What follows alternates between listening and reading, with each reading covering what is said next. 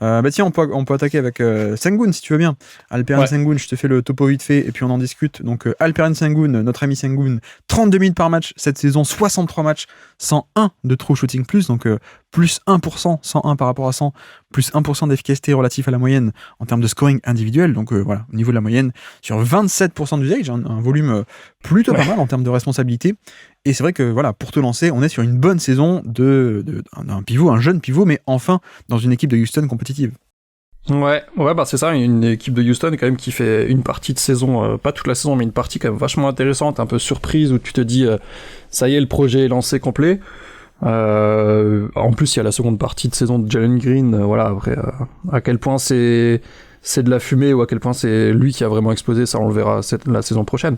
Mais une saison de Houston vraiment intéressante et un Alperen Sengun qui, ça y est, arrive enfin au centre un peu du projet, voire même je suis limite frustré qu'il n'ait pas été encore plus au centre de ce projet. Exactement, ouais, je suis d'accord. Voilà, je sais, mais on est vachement d'accord. En plus, enfin, j'imagine que par rapport à tous tes podcasts que j'écoute et quand tu en parles, je pense qu'on va être globalement ultra d'accord sur notre avis sur Sengun, mais t'as un peu, voilà, je me suis noté, c'est un peu le Nikola Jokic du pauvre, mais t'as un joyau que tu peux utiliser dans une ligue qui aujourd'hui le permet.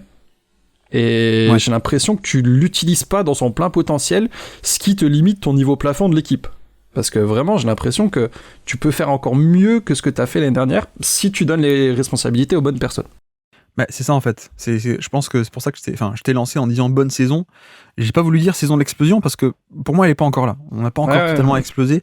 Mais tu vois, bon, pour commencer quand même pour le positif, on a tout de même un mec qui s'est installé pivot titulaire d'une équipe compétitive, comme dit, et avec sans doute comme donc gros minutage. Ça c'est bien d'avoir déjà acquis ça. Et surtout il a ça parce que il est relativement viable en défense. Et ça, tu vois, je pense que c'est aussi un peu une nouveauté. Alors, moi je le répète depuis 2-3 ans, il y a quand même certains flashs et il est moins. Tu vois, par rapport à Jokic, par exemple, on n'est pas du tout sur le même profil physico-athlétique. Il est plus petit, mais plus mobile. Donc, il y avait déjà des flashs, mais cette année, je trouve que, bah ouais, déjà, être un pivot titulaire d'une équipe défensive comme Houston, bah c'est pas mal et ça montre aussi qu'il est relativement viable. Il a été assez irrégulier durant la saison. Je pense que les fans des Rockets l'ont noté aussi. Il y a des matchs, il était un peu mieux, d'autres un peu moins bien, en milieu de saison notamment. Mais voilà, moi, j'aime bien ce côté où, bah oui, c'est pas un mec qui est très grand. C'est pas un mec qui sera un peu comme Jokic qui peut parfois utiliser sa taille autour du panier ou ce genre de choses pour faire au moins le minimum. Lui, c'est pas ça, mais il s'est inscrit dans des schémas un peu en switch, un peu dynamique côté Houston. Et voilà, il y a cette viabilité que j'aime beaucoup, moi, défensive. Et c'est à mon sens à la base de ce qui fait aujourd'hui le fait qu'il a un gros minutage. Après, c'est vrai que je te rejoins aussi que l'attaque, peut-être légère déception, mais bon, je rappelle que c'était sa saison où il avait 22 ans, je crois, à peine, ou 21, 22. Donc, on est encore très très jeune. Hein. Et moi, le premier, j'attends l'explosion au plus haut niveau, qu'on n'a pas totalement eu cette année. Et je pense qu'il y a 2 raisons à ça. Un peu contexte collectif et un peu, lui, son prisme individuel, où il n'a pas non plus une progression individuelle si gigantesque que ça par rapport à l'an passé. Mais c'est vrai que, comme tu dis, il y a ce côté où, en fait, il n'est pas totalement au centre du projet des Rockets, et ça, c'est un peu frustrant. Ouais, parce que pour moi, ça doit être le centre. Enfin, je veux dire, malgré l'arrivée de Fred VanVleet, même si je comprends l'intérêt, etc., ça c'est mon avis perso, je pense que le front office du Houston n'est pas d'accord, mais pour moi, il doit pas arriver en tant que pierre angulaire de ce projet-là. Ouais. Que tu mettes Sengun et Jalen Green, ok, mais encore, moi je mettrais Sengun, quoi, point.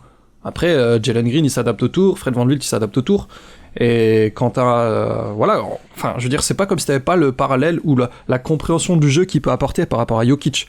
Si t'es dans les années 80, je peux comprendre que tu t'hésites à le lancer, tu veux pas trop tenter de jouer comme ça.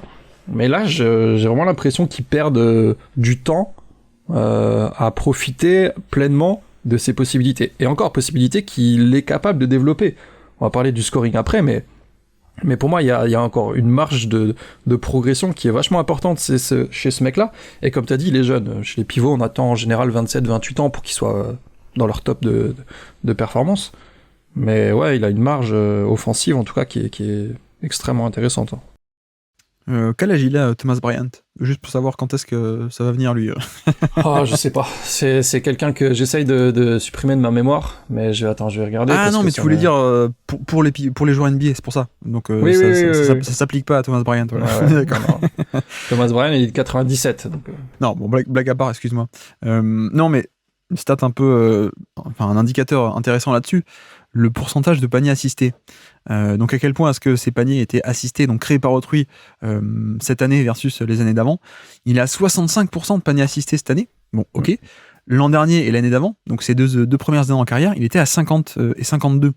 Donc tu vois, là on le voit concrètement, cette non-responsabilisation, et même, c'est même pas qu'il est pas responsabilisé, c'est même qu'il a encore moins un régime de tir auto-créé qu'avant, quoi. Tu vois, son nombre de paniers assistés augmente par rapport à avant. Donc et là où c'est un peu frustrant, c'est qu'en plus, bah, tu l'as un peu dit, mais Houston n'a pas non plus de top porteur de balle. Donc c'est peut-être là le côté où on est un peu frustré et qu'on reste un peu sur notre faim, quoi. Parce que en fait, on pourrait totalement organiser une attaque un peu plus autour de lui que c'est le cas aujourd'hui. Donc pour moi, il y a premièrement cette question de l'optimisation qui n'était pas trop là cette année à Houston. Donc ça, c'est un peu décevant. Et de l'autre côté, c'est vrai que lui aussi, on va pas dire que c'est que Houston, mais lui aussi, on n'est pas encore sur une explosion de son propre niveau de jeu. Bon, tu vois, notamment tout ce qui est efficacité individuelle, ça stagne un peu. Ça stagne un peu au niveau de la moyenne.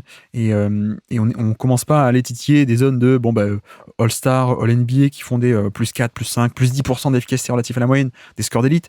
Là, ça stagne par rapport à l'an dernier, même par rapport à son année rookie. Et notamment, on a 2-3 points qui évoluent pas tant que ça, malheureusement. Je pense évidemment au shoot, où le shoot tarde à venir, alors que, je le répète à chaque fois, mais il a ce toucher de balle fabuleux, donc ce qui est un peu la fondation d'un jump shot, mais il a pas la structure de la mécanique de tir, donc ça vient pas. Il est encore à 2 par match cette année en 3 points, et à peine 30% de réussite, donc le jump shot, ça vient pas, et même sur tout ce qui est un peu création individuelle, on est sur des trucs genre isolation 2 par match, son efficacité elle est dans le 32e centile, donc à peine mieux que 32% de la NBA, donc il est plutôt vers le bas. Et post-up c'est pareil, 3,5 par match, 0,96 de points par possession, c'est 45e centile, donc au niveau de la moyenne. Donc tu vois, on n'a pas non plus, on parle beaucoup d'optimisation, mais ce serait pour le passing notamment, mais on n'a pas non plus ce côté où c'est quand même un joueur génialissime qu'on n'utilise pas assez. On a aussi ce truc de, il est encore jeune, il n'a pas encore totalement explosé d'un point de vue individuel, notamment sur le scoring en fait. Ouais, et, enfin vraiment, moi je me suis noté quelle marge il a de ce côté-là du terrain, parce que en termes de passes, en termes d'assist, tu vois, quand il est en tête de raquette comme ça et qu'il est capable, un peu comme peut le faire Bam, un peu comme peuvent le faire Sabonis ou Jokic, quoi, c'est vraiment un joueur qui, à son jeune âge déjà, comprend extrêmement bien le terrain. Et pourtant, il n'est pas forcément aidé par les joueurs qu'il a autour. Vraiment, moi, je suis assez frustré de Fred VanVleet cette année. J'ai pas trop aimé ce que j'ai pu voir. Non pas que j'ai regardé 80 matchs de Houston, mais ça me frustrait, quoi.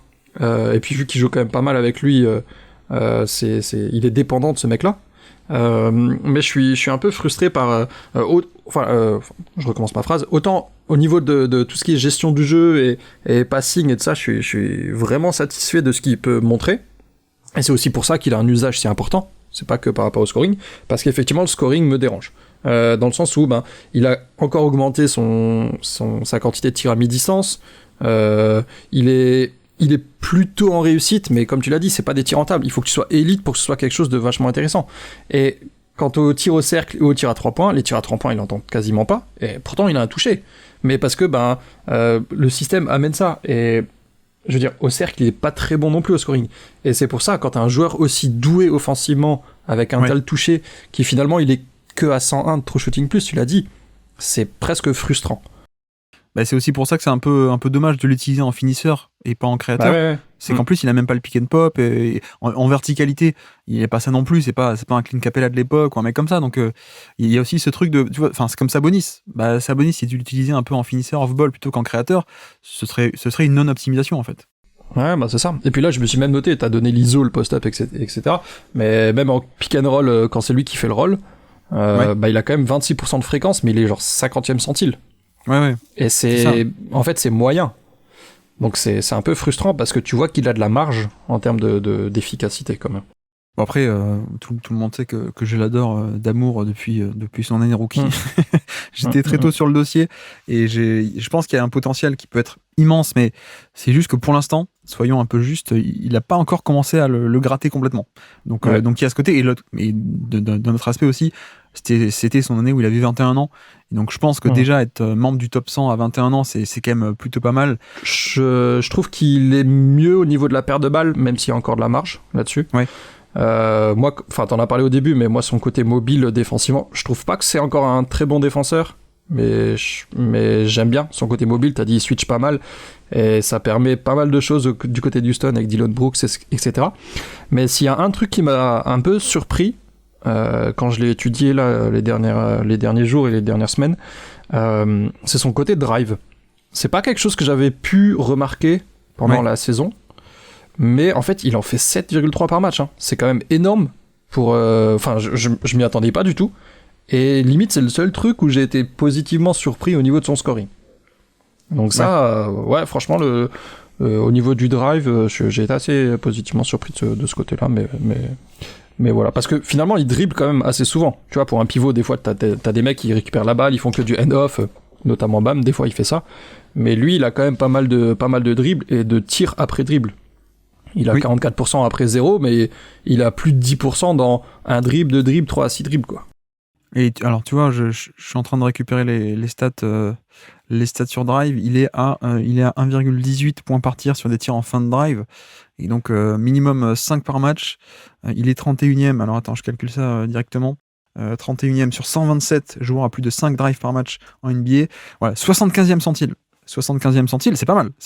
Ouais, en plus, il y a cette particularité on en a parlé cette saison dans l'hebdo, mais en fait, il y a des matchs, je crois, contre Milwaukee ou des trucs comme ça, où en fait, il commence en drive, mais ensuite, il s'installe en fin de drive. Il fait pas une finition, le double pas et je saute d'un appui pour faire un lay-up comme un extérieur. Il s'installe en fait en post-up autour du panier. Donc, il y a ce côté aussi technique, fondamentaux, le toucher de balle, et voilà, c'est quand même plutôt pas mal. Mais donc, où est-ce qu'on l'imagine dans ce classement alors?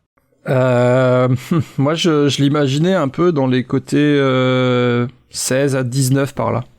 Peut-être un petit peu haut, parce qu'il y en a qui vont me dire ouais, mais Tyrese Maxey, t'as vu la saison qu'il fait, etc. Donc 16-19, je dis les noms un peu. On a DeRozan, Maxey, Derrick White, Jamal Murray, Garland qui est 20. Un peu ce groupe de créateurs stars, mais pas superstars. Ouais, bah parce que vraiment, je pense qu'on va en parler après, mais il pâtit aussi un petit peu de ce qu'il y a autour de lui. Je suis persuadé qu'il y avait des bien meilleurs shooters autour. Ce serait encore plus intéressant.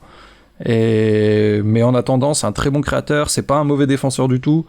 Le scoring, il va l'améliorer, il peut l'améliorer, mais je le vois pas aussi bas qu'un Jarrett Allen, tu vois, par exemple, parce que je pense que il apporte quelque chose qu'aujourd'hui en NBA t'as besoin, de la création, et moi j'aime vraiment beaucoup ce qu'il fait sans être en manque d'efficacité.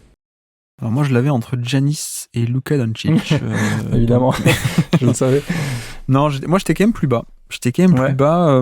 Tu vois, je me posais la question, qu'est-ce qu'il apporte vraiment? Est-ce qu'il y a un énorme écart par rapport, je dis n'importe quoi, un McCollum ou un Bogdanovic? Ah ouais? Qui sont des créateurs un peu secondaires, niveau d'efficacité autour de la moyenne avec un peu de playmaking. Tu vois, Sengun, au final, enfin, on est d'accord sur le profil, il pourrait faire mieux, il pourrait être un créateur tellement plus fort, mais sur le résultat final qu'on a, on a un volume qui est pas un volume de star, un plutôt bon volume, comme ces mecs-là. On a une efficacité qui est malheureusement pas top, comme on a dit. Utilisé en finisseur, mais pas top en finisseur, pick and roll, pick and pop. Le passing un peu sous-exploité. Donc au final, est-ce qu'on est très loin d'un McCollum qui lui aussi peut faire beaucoup de pick and roll et beaucoup de création un peu balle en main, même sans être star, mais voilà, c'est un peu similaire pour moi. Plus la défense, tu vois, je visais un peu cette zone-là, mais peut-être que je suis un peu bas, alors c'est ça? Non, mais en fait, moi, je me posais la question. Mon repère, c'était Hartenstein et Jarrett Allen. Tu vois?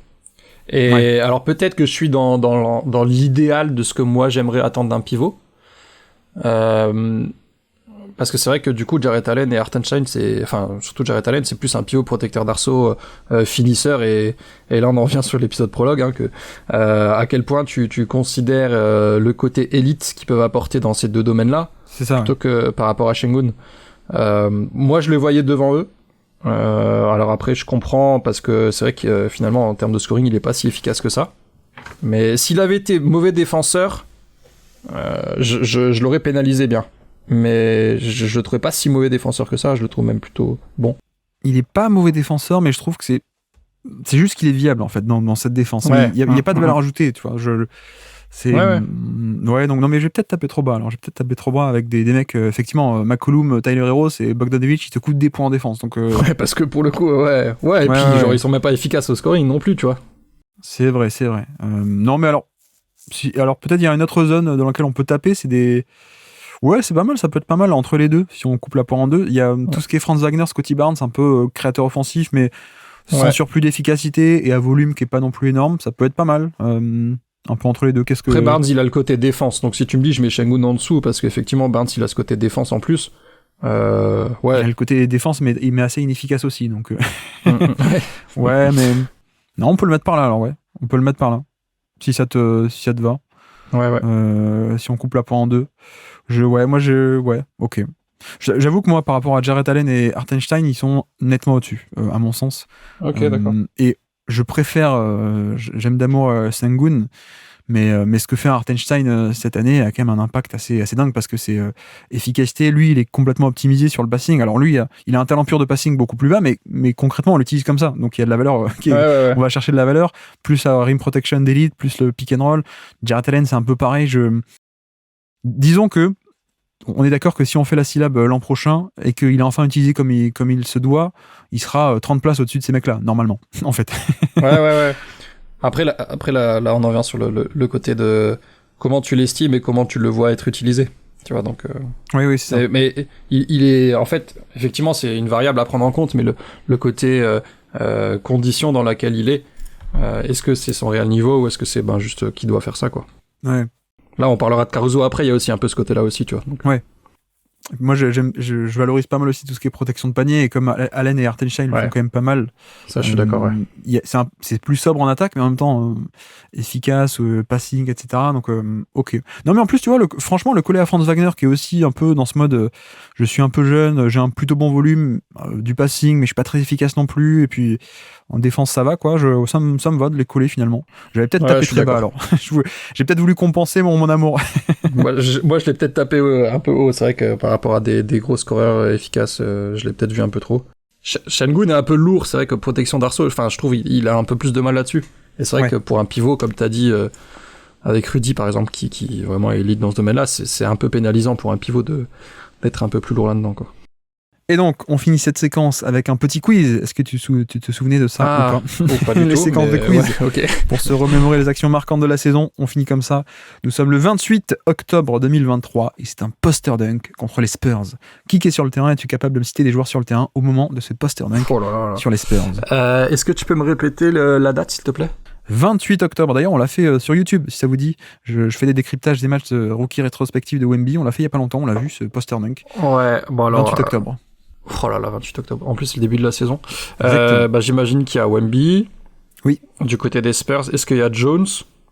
Il y a Trey Jones, en effet, ouais, tout à fait. Ouais. Mais c'est pas Wemby qui se prend le poster, hein. C'est un autre. Ouais. Ouais, c'est...